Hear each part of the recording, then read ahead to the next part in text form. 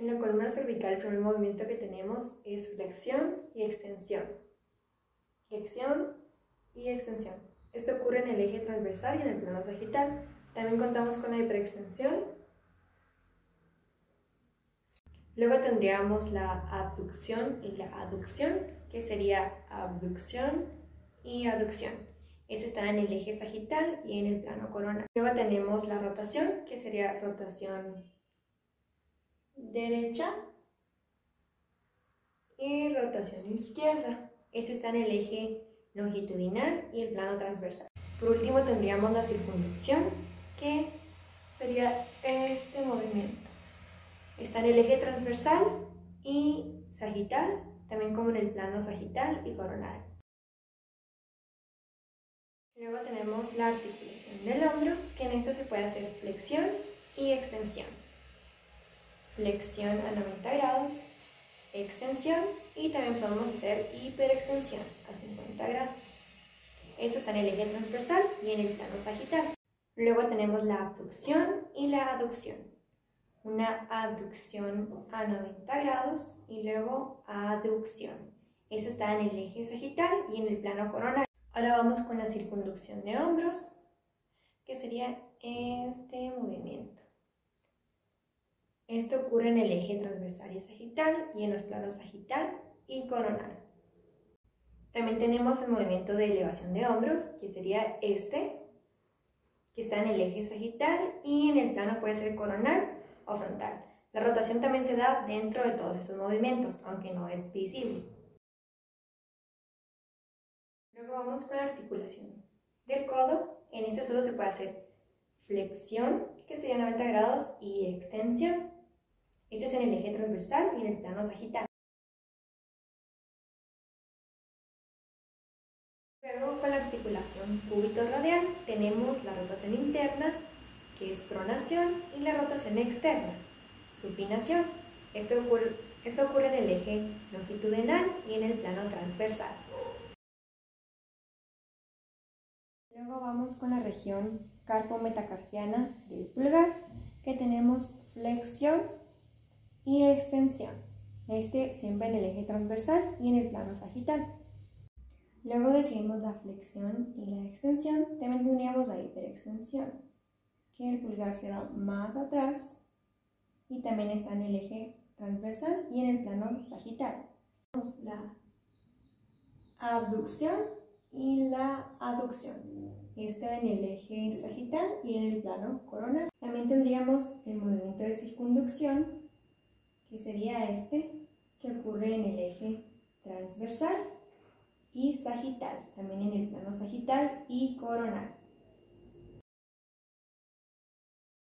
Luego, con la región metacarpofalángica tenemos flexión y extensión, que sería así, flexión y extensión.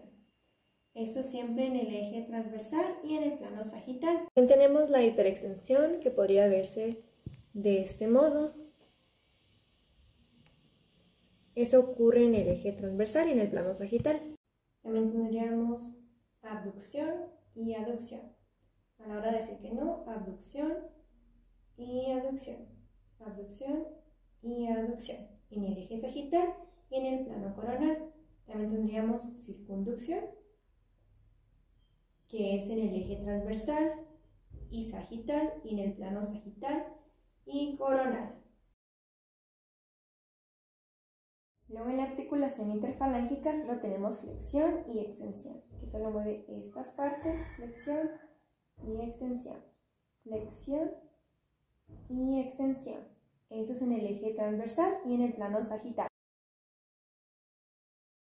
Con la columna dorsolumbar tenemos flexión, extensión e hiperextensión. Este en el eje transversal y en el plano sagital. También tenemos abducción y aducción, que sería abducción, aducción, abducción, aducción en el eje sagital y en el plano coronal. También tenemos rotación, que sería rotación derecha, rotación izquierda, y esto es en el eje longitudinal y en el plano transversal. También tenemos circunducción, que sería este movimiento, en el eje transversal y sagital y en el plano sagital y coronal.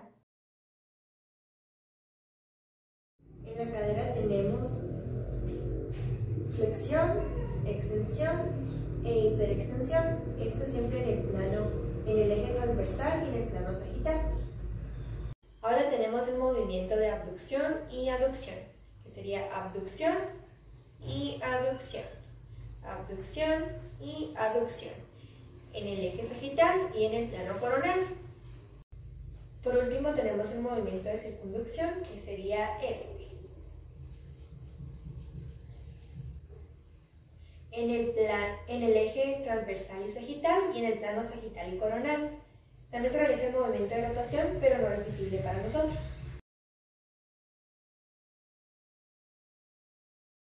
La rodilla solo tiene un movimiento, que es flexión y extensión. Flexión y extensión. Este en el eje transversal y en el plano sagital.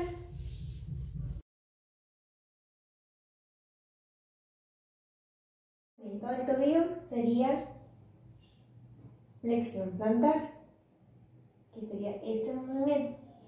También tenemos la dorsiflexión, que sería para arriba. También tenemos el movimiento de abducción y aducción. También tenemos el movimiento de eversión e inversión. Este movimiento es oposición subterminal. Pueden ser bidigitales, como ahora que estamos usando 2 dedos, pluridigitales que usa 3, 4 dedos o hasta pentadigitales que utiliza los 5 para poder tomar el objeto.